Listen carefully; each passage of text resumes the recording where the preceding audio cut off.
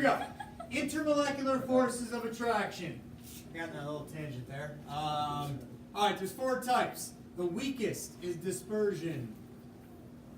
Dispersion forces, they are the weakest by far, and that's the one we're going to start taking notes on today. Next, dipole forces. The reason the word is written twice is because it's one dipole attracted to another. And then hydrogen bonding is the next. Hydrogen bonding, and that's the strongest. The 4th type, I'm going to put a little star down here. It's not related to these 3. These 3 are all kind of similar, sort of. I'll get into it. Well, today, tomorrow, we'll learn that. This one's a little different because it has ions involved. Ion, molecule. Oops. Sometimes they're called molecule ion. Ion molecule, I reverse it, doesn't matter. And then another way to write that is ion dipole.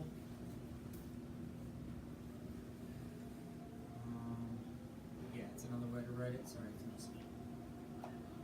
There's a bunch of different ways to say it. Basically, you have a molecule that has dipoles attracted to ions. So we'll talk about that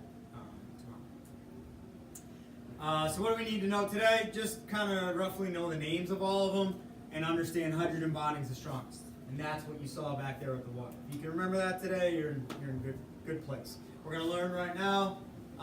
We only got a little bit of time, but we're going to start anyway. A little bit more about dispersion. All right. So there is a video, but I think I'll hold off till tomorrow. So let me just give you a few notes here, and there won't be any homework. All right. So dispersion forces. What the heck is a dispersion force? Electron movement creates dispersion forces.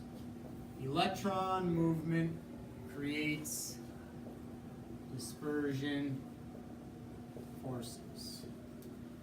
All atoms and molecules have dispersion. All atoms and molecules have dispersion forces. Therefore, everything has dispersion. Literally everything. Because something's either made of atoms or molecules. There's really nothing else. So, I joke, say this is the force, like Star Wars, the force, because everything has it. But it's extremely weak. The air has dispersion forces. The air is very weak. It's a gas, and it's constantly moving. So these forces are very weak. Mostly gases have these. Another thing we can put down here, more electrons equals stronger dispersion.